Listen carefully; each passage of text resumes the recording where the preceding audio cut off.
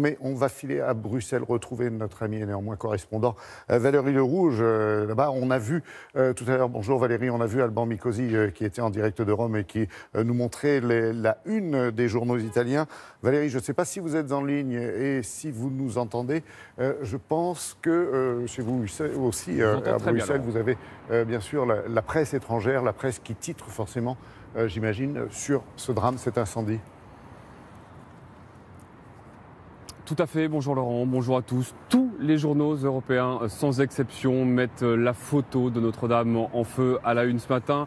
La plus sobre, sûrement, mais peut-être la plus émouvante aussi, c'est celle de De Standaard, le journal flamand, avec cette photo de Notre-Dame et de sa flèche en train de tomber.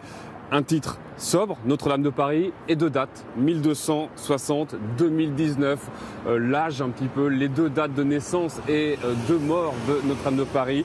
À la une de Standard, la Repubblica ne dit pas tellement autre chose, le monde sous le choc et Notre-Dame n'est plus là. C'est à la une du journal italien. Prenons la Libre Belgique, Paris n'est plus Paris, indique ce matin la Libre Belgique, qui parle d'images sidérantes, poignantes, bouleversantes à Paris et qui évoque le regard impuissant des pompiers et le regard incrédule des badauds hier soir. À la une du Financial Times également, ce journal financier, dans sa version européenne, Notre-Dame engloutie par un immense incendie.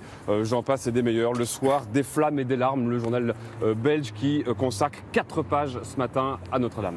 Oui, j'imagine d'autre part que les dirigeants européens n'ont pas tardé à réagir dès le début de l'incendie, non ? Oui, très vite hier soir, Donald Tusk, le président du Conseil européen, le représentant des 28 chefs d'État, a tweeté Notre-Dame de Paris et Notre-Dame de toute l'Europe. We are all with Paris today. Nous sommes tous avec Paris aujourd'hui. Jean-Claude Juncker, le président de la Commission européenne derrière moi. Quel triste spectacle, quelle horreur, dit-il. Je partage l'émotion de la nation française qui est aussi la nôtre. Angela Merkel, par son porte-parole, en tout cas via son porte-parole, a tweeté très vite. Ces horribles images de Notre-Dame en font mal. Notre-Dame est un symbole de la France et de notre culture européenne. Le ministre de l'Intérieur italien, Matteo Salvini, qui ne cache pas habituellement son inimitié pour la France, a fait part de son émotion également dès hier soir. Une pensée pour le peuple de Paris, dit-il, de l'Italie, toute notre proximité et toute l'aide que nous pourrons donner.